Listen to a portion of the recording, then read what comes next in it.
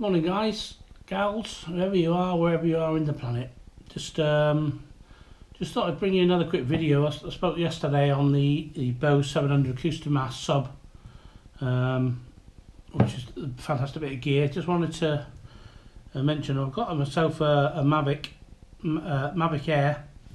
You can see I bought the Fly More combo for it. If you get that, it comes with 2 extra batteries, so you have a total of 3. It comes with 2 spare sets of blades and everything you can need. It comes with a spare set of controller things. I'm just going to show you now.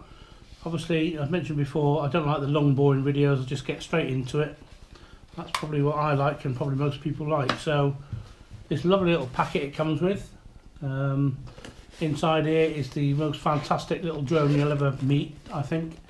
I used to have the Inspire 1, which I was gifted to me by my brother, which was very kind of him, but I wasn't really using it a lot, to be honest. And when I thought about it, I think it was because you had to get it out of the box, you had to fit the gimbal on it, you had to get the legs to go into take-off position, you know, because they come stored like that in the box, so you have to get them to go like that.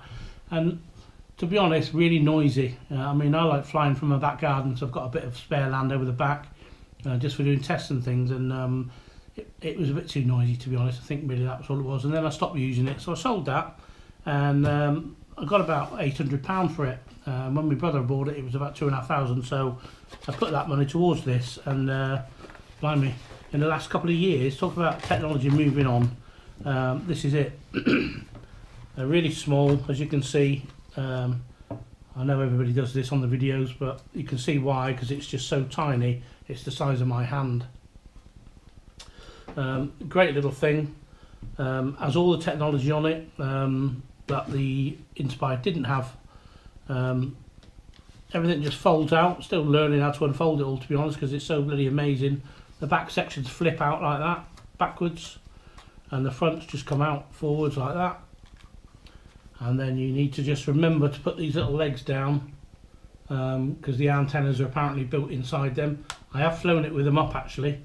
It's obviously easy to leave them up by accident, and there wasn't any problem, and I flew quite a way away, and then I brought it back and realised while I was hovering what I'd done with it. There's normally a gimbal cover on there. I've actually left it upstairs, but you can see the tiny little gimbal on there, and it fits on really easy. It just slots on and clicks on underneath here. Underneath you'll see we've got the landing sensors on the bottom here.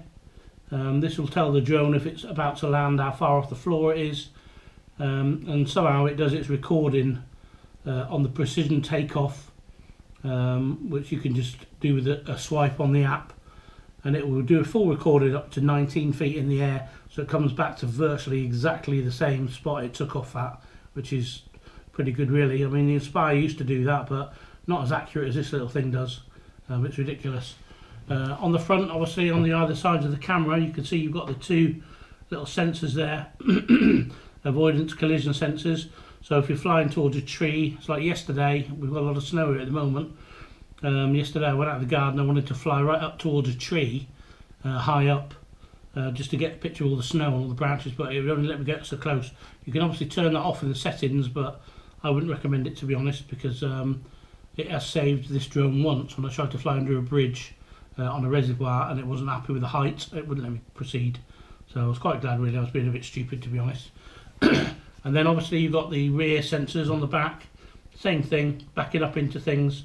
They all seem to work in conjunction with each other, and they're really good. The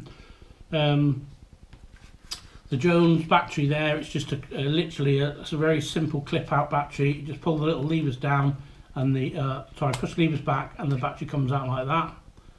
Like I say, you've got 3 of them. They have the usual indication on there if they're charged or not, that DJI I seem to like putting on, which is nice. Just clips in like that. It couldn't be any simpler at all. Usual thing with it, just pushing and holding the power button until it all lights up, and the drone will come on, and then let go. You see the blades twitch a little bit, and you get this backlight coming on, if you can hear that. You get the backlight doing its thing, the front light's doing their thing. Something that is quite interesting. Obviously this is a lot smaller, so I took it out the other night in the pitch black in the garden, flew up in the sky, and you could see it great with the front LEDs lit up like that. But as soon as you push record, they go off, and they obviously go off because it must interfere with the camera. It's all very close. They're very bright, as you can see them on my hand there. Yeah. So they switch off when it's recording at night, so it then becomes quite difficult to spot it because it's so small. It just blends into the skyline. You can see the back one if you spin it round. I mean, it's not the end of the world. You've obviously got the video, which is excellent on it, on the screen. So that's not a major issue, but just a thing to mention. Like, you know, I did used to fly my Inspire quite a lot at night, and you could see it, you know, a long way away, a real long way away. But with this one, you just got to be a bit mindful of that. That's all. So that's basically the drone there. All the information on the side for the passcode and everything if you're setting it up from scratch onto a new controller or the phone. Apparently you can fly it with the phone app as well. I haven't tried that. I don't want to be honest. I'd much rather fly it the proper way. I'm not going to start it up in the house now because I don't want any problems. But again, with the Fly More combo, I don't know if it comes with a standard kit, you do get the prop guards, which are quite big. And the idea is you can fly it in the house and have a bit of a practice with not any problem really, but I wouldn't recommend it. Sound wise, I'll just push and hold and turn this off now. Sound wise, really quiet. Apparently not as quiet as the Mavic Pro Platinum, but apparently you can put them blades on it. Don't take my word for it, seek advice before you do that. So that is the amazing little Mavic Air there. I'll just show you the controller here. I won't show you it with my phone because I'm currently monitoring the video, because some of the ones I've done lately, they've not been, the composure's not been quite right. So you have this little adapter on the side there, which you would normally leave plugged into the controller. Oh, it's faff about with me getting it. There we go. Plugged into the controller, and that basically comes down onto the other side of this arm. And you see it there. It comes with a couple of different ones of these. So if you've got an iPhone or a slightly different one, I think it comes with 3 altogether. Mine's an Android, obviously the best phones in the world. I find it a bit fiddly to get the phone in there actually, but I mean it's a minor gripe. It's a really minor gripe because this little doinker on the side here, you're meant to be able to just like slide it. It makes that you can slide it up and down, but when you do that, you often knock it over crooked like that, and you're fiddling about.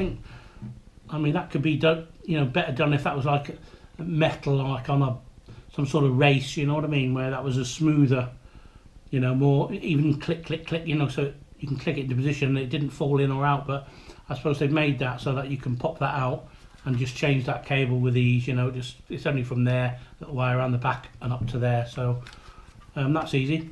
Obviously the controllers comes out like that, the sides, I mean it goes pretty wide, it goes out to about there. As you can see, that's wide, you know, that'd take a big phone that in there. A nice little touch is these little the controller stalks are stored inside, and you can just pop them on there like that. Same with the other side, pop that one out of there, screw that one on, and you get a spare set of them, so that's nice because people obviously drop them, you know, and lose them. They're only tiny, but they're nice. So they've got the nice silver tops on them. They're nice and grippy for your fingers, so there is no problem with any of that. So you would put your phone in there, plug your phone on, start the drone up, give it a couple of seconds just to work out where it is in the planet, turn the controller on, again a push and a hold until the controller beeps. I'll do that now for you. So there's the light showing you how charged it is, so you push it and hold it and that will come on. And then you'll see at the moment it's got the red light on it because there's nothing turned on at the other end and the phone's not connected to it. So when all that's happy, that goes to green, and then we'll come up on the application that it's ready to fly, so that's pretty cool. I'll just turn this off for the demo purposes. You have to push and hold it until it goes off on that one.